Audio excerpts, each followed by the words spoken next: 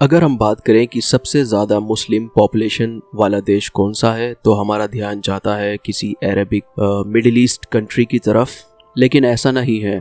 World largest Muslim population वाला देश है इंडोनेशिया। तो आज हम इस वीडियो में बात करेंगे कि इंडोनेशिया में इस्लाम कैसे पहुंचा और इस्लाम से पहले वहां पर कौन से धर्म हुआ करते थे। इंडोनेशिया लार्जेस्ट कंट्री है साउथ ईस्ट एशिया की, जो कि लगभग 17,500 आइलैंड से मिलकर बनी है, जिसमें 7,000 से भी ज़्यादा आइलैंड अनइनहेबिटेड हैं, यानी वहाँ पर बसावत नहीं है। लैंग्वेजेस की अगर बात करें तो अक्रॉस द आर्किपेलागो लगभग 700 से ज़्यादा लैंग्वेजेस बोली जाती हैं और वहीं कुछ अदर सोर्सेज ओवर 300 लैंग्वेजेस बताती हैं।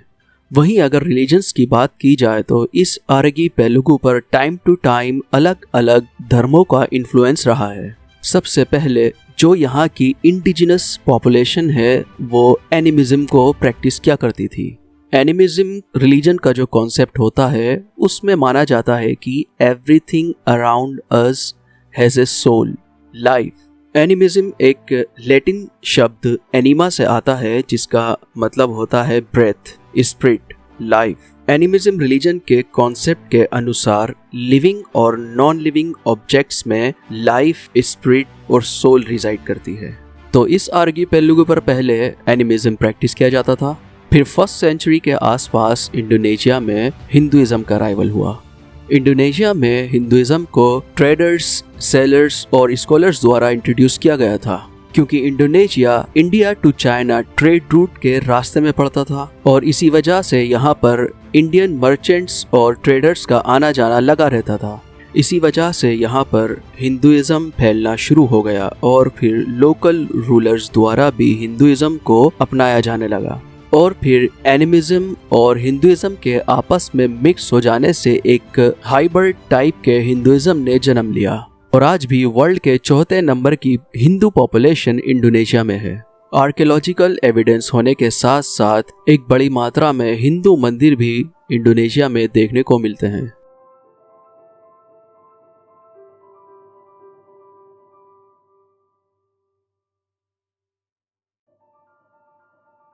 और 4th से 7th सेंचुरी के बीच इंडोनेशिया में कई हिंदू बुद्धिस्ट किंगडम्स इंडोनेशिया में हुए, जैसे कुटाई मार्तापुरा, तरुमा नेगारा kingdom, केदिरी kingdom, Singhasari kingdom, Majapahit kingdom, मतारम कुनो किंगडम, मेदांग कामुलन किंगडम और कलिंगा किंगडम। वहीं अगर बुद्धिज्म की बात की जाए तो बुद्धिज्म सेकंड ओल्डेस्ट रिलीजन माना जाता है इंडोनेशिया में। आफ्टर हिंदुइज्म, बुद्धिज्म का अराइवल इंडोनेशिया में 2nd सेंचुरी से शुरू हो गया था और आपको बता दें वर्ल्ड का largest Buddhist temple Borobudur temple Indonesia में केदुवेली सदर्न पार्ट ऑफ सेंट्रल जावा में स्थित है, जो कि 8th to 9th सेंचुरी के आसपास शैलेंद्र डायनेस्टी के शासनकाल में बनवाया गया था। और इसके अलावा भी अनेकों बुद्धिस्ट टेम्पल्स इंडोनेशिया में देखने को मिलते हैं।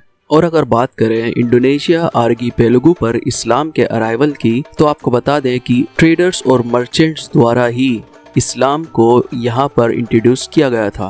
पर्शियन गल्फ और यमन से मर्चेंट्स मालाबार आते थे और यहाँ से श्रीलंका होते हुए इंडोनेशिया के जावा और सुमात्रा आइलैंड तक जाते थे।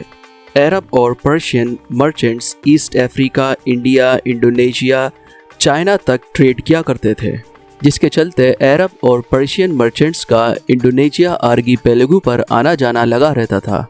और फिर इन मर्चेंट्स की इंटेग्रिटी और ऑनेस्टी को देख इंडोनेशिया और उसके आसपास की कंट्री के लोगों ने इस्लाम को एक्सेप्ट करना शुरू कर दिया और फिर यहाँ पर मर्चेंट्स की कॉलोनीज भी बनने लगी और इन्होंने यहाँ पर शादियाँ करनी भी शुरू कर दी और इन इंटर मैरिजेस के चलते भी इस्लाम यहाँ पर तेजी से फैला।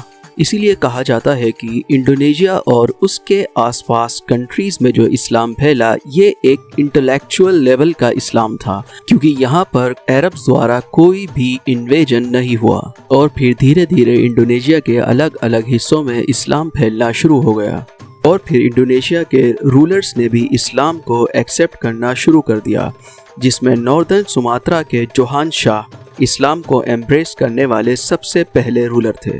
और फिर 13 से 14 सेंचुरी के आसपास मंगोल्स और ततार के इन्वेजन्स हो रहे थे जिसके डिस्ट्रक्शन से बचने के लिए मुस्लिम्स ने इंडोनेशिया आर्कीपेलागो पर माइग्रेट करना शुरू कर दिया और फिर इस माइग्रेशन ने इंडोनेशिया में फैलने वाले इस्लाम को एक और बूस्ट दिया और फिर इस्लाम इंडोनेशिया के एक आइलैंड से दूसरे आइलैंड पर फैलता चला गया। और जब इंडोनेशिया में सूफी मुस्लिम्स ने इस्लाम को स्प्रेड करना शुरू किया तो उन्होंने अपनी लैंग्वेज जैसे अरेबिक और पर्शियन को एनफोर्स नहीं किया, बल्कि कुछ अरेबिक और फारसी वर्ड ऐड कर वहाँ की लैंग्वेज मलय को ही ट्रांसफॉर्म किया, जिससे वहाँ के लोगों को कुरान और इस्लाम की फ़िलॉसफ़ी समझने में आसानी हो।